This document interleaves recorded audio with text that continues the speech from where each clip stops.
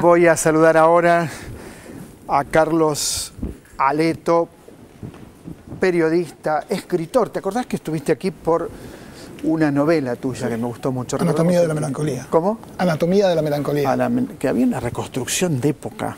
Había una reconstrucción, sí, exactamente del siglo XVI.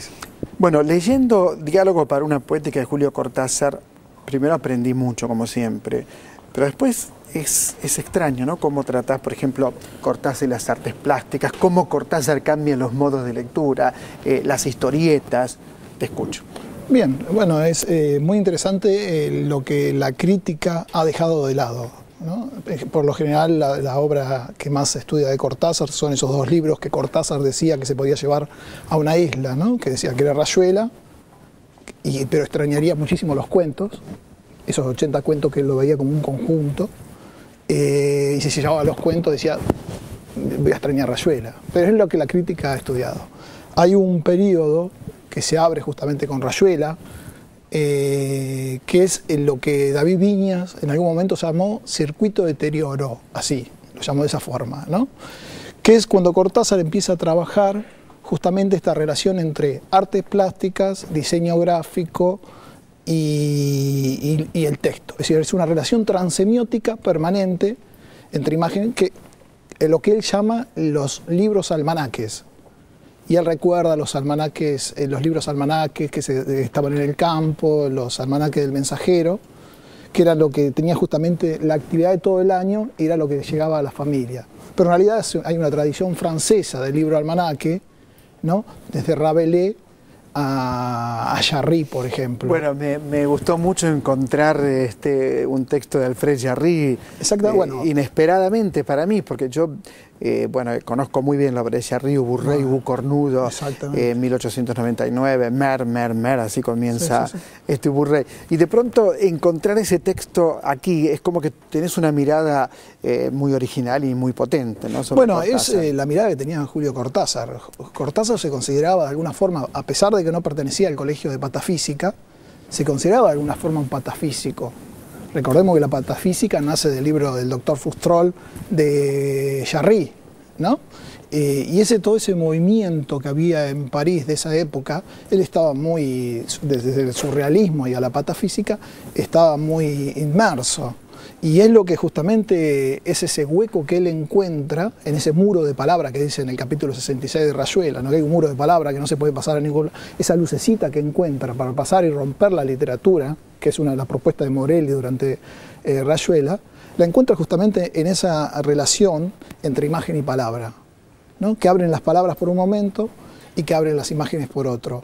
Y a veces superponerse, a veces dialogar, a veces contradecirse, ¿no? ¿Qué es lo que pasa justamente con los libros fundamentales, los libros almanaques, que son La Vuelta al Día, en 80 Mundos, y Último Round, ¿no? Que son libros poco estudiados, me parece. Son muy pocos estudiados. Y de pronto vos te metiste con esos Exactamente, libros. bueno, hago todo un capítulo. ¿Por qué? Me interesaba muchísimo esa relación, primero que no había material para trabajar, no había un genotexto, no había ninguna forma de entrarle. Al aparecer las cartas de Cortázar con los amigos, pintores, con los diseñadores, esos primeros 3 tomos que salieron en el 2001 y ahora son 5 tomos de cartas, aparece muchísimo la construcción que Cortázar tenía y la importancia que le daba a la imagen. Desde los primeros libros no ilustrados ya él se preocupaba por el diseño de la portada y fundamentalmente por algo que a nosotros nos parecería una locura, el lomo de los libros, que lo creía como el espíritu y la parte central del libro decía, el lomo es la cara del libro. Y se decía, bueno, la rayuela tiene que estar en el lomo paradita. Yo aprendí leyendo tu libro. ¿Sí? Nunca pensé que Cortázar se preocupara por el lomo de los libros. No, yo tampoco lo dejaba, exactamente. Y para él era el espíritu del libro y cómo en la tapa, en el diseño, tenía que estar el espíritu de todo el texto, ¿no? Como era una parte más del libro. Recordemos en 62, ¿no? Que la tapa es, exactamente, que la tapa es el mapa, ¿no? De las 3 ciudades y en el lomo es donde se articulan las 3 ciudades. Que digamos cruza de alguna forma. Fíjate que el año que viene, 2014, es el año Cortázar. vamos a viajar, seguramente iremos a París, vamos a ir a Chivilcoy también. Vamos a ir a Chivilcoy. A Chivilcoy seguro. Banfield, lo de París no sé, pero a Chivilcoy vamos seguro. Chivilcoy vamos seguro, vamos en patota. Pero también hay quienes dicen, y vos lo citás en el libro, como que Cortázar estuviera envejecida, su literatura. Sí, bueno, eso vos lo discutís. Sí, es una crítica que nace en el año 91, 92, empiezan en el suplemento justamente de Radar, dicen que Cortázar escribe mal, ¿no? Y hay algunas distintas miradas y sobre todo es Beatriz Arlo la que se bandera con esa crítica furibunda contra Cortázar, de que ya está envejecido. Hay varias críticas, ¿no? Dejemos de lado las críticas políticas, porque bueno, eso ya sabemos que van a aparecer y que son políticas, de distintas posturas y distintas miradas. Decían que la novela había envejecido, las novelas de Cortázar, no así los cuentos, que Cortázar ya escribía en su momento también, en un lunfardo que ya no pertenecía a esa época, ¿no?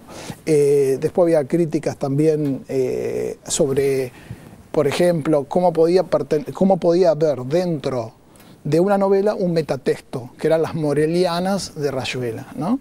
Hice la crítica, eso fue Liliana Hecker, que llevó esa bandera, ¿no? Durante mucho tiempo. Bueno, ella tuvo una polémica por carta muy fuerte con Cortázar sobre vivir durante la dictadura afuera, vivir aquí. Exactamente, esa es otra de las críticas que también se le hizo, ¿no? Sí. Y cómo él, de alguna forma, bueno, esa ya entrando en el campo de la política, ¿sí? Como él, de alguna forma apoyando los movimientos populares de Latinoamérica, cuando tuvo la posibilidad de apoyar al peronismo, él se fue porque no lo dejaban los bombos, no lo dejaban escuchar Bela Bartók. Es decir, ¿qué es lo que le dice a Solá? Es sacar de contexto cosas más complejas. Es mucho más complejo. Eso lo dice él en algún momento en una carta a Graciela de Solá. Y bueno, pero queda ahí y en realidad... Posteriormente apoyó la Revolución Cubana, la Revolución Nicaragüense, viajó a Nicaragua. Y el otro punto es la historieta. Bueno, las historietas justamente tienen toda esta participación política porque él cree que en las historietas hay una forma de llegada mucho más fácil a un público mucho más amplio. Yo creo que es bastante inocente su mirada y creo que después se da cuenta. Con Fantomas, bueno, nace a partir de lo que sería el Russell II, ¿no? Cuando se juntan los intelectuales una semana después del golpe de Allende, y a partir de ahí, de que justamente él participa de ese comité con García Márquez, entre otros, ¿no? Él cuando llega a París se encuentra con Fantoma y dice, Fantoma es el que necesita luchar contra las multinacionales. Entonces empiezan a crear con la editorial mexicana esa lucha contra las multinacionales y bueno, es panfletario, pero a mí me agrada bastante. ¿Cuál fue el puntapié inicial para hacer este libro tan original sobre Cortázar? Bueno, el puntapié fue, yo soy licenciado en letras, me recibí de grande porque de chico no pude estudiar. Se te ve tipo criatura, maestro, con ese pelo, escúchame, no podríamos ver de... Tengo 46 años y me recibí hace 5. De chico no podía estudiar, era peón de albañil, estudiaba, pero digamos la sociedad, la universidad me expulsó. ¿Por qué? Me expulsó de cierta forma porque yo llegaba cansado de trabajar de albañil, me quedaba dormido en la facultad, no podía. Retomo ya una vez casado con el apoyo de mi mujer, la facultad, en el año 2003, ¿no? Época clave para mí. Y bueno, puedo entrar a la universidad, estudiar toda la carrera, recibirme con un promedio altísimo y ser becario. Y cuando soy becario, digamos, trabajo el recorte de Cortázar. Mirá lo que es un programa de televisión, hubiera empezado por tu historia de vida. Si sabía eso, hubiera empezado por tu historia de vida. Y bueno, algo que te quería decir, fundamental, es el apoyo a la ley de medios. Que lo escuché en el primer bloque. Apoyo irrestricto. Yo tuve un conflicto muy grande con Clarín en el 2008, fui invisibilizado. Te premiaron y te quitaron el premio. Digamos, dejemos de lado eso.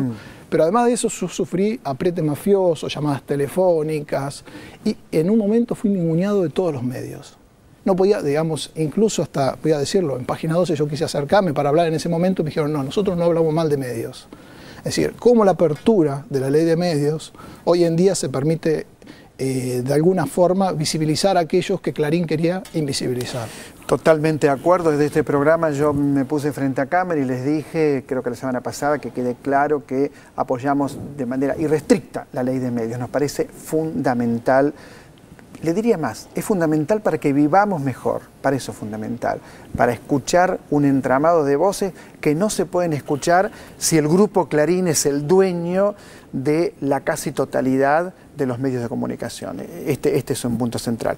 Carlos Daniel Leto, muchas gracias. No, gracias Como a siempre, vos, muchas gracias. Te felicito por Diálogo para una Poética de Julio Cortázar. No, gracias a vos. A zambullirse en el libro, leerlo.